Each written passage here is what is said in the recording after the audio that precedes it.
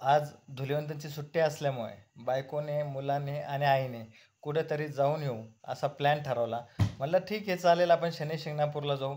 पण तत्पूर्वी आपण आपल्या मयात चक्कर मारून मग शिंगणापूरला जाऊ असं माझ्या मुलांनी मला सुचवले.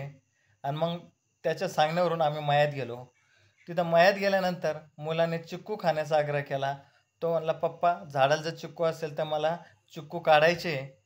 आणि जे म्हणतात ना, बालपण देगा देवा, तसंच मुलाच्या आणि बायकोच्या हट्टाने मी झाडावरती चढलो.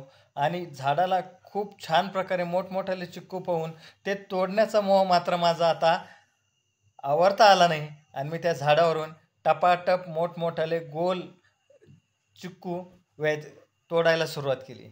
आणि ते चिक्कू तोडून मी जसा जसा खाली टाकत होतो, माझी बायको, मुलगा आणि आई त्यांनी वेचायला सुरुवात केली.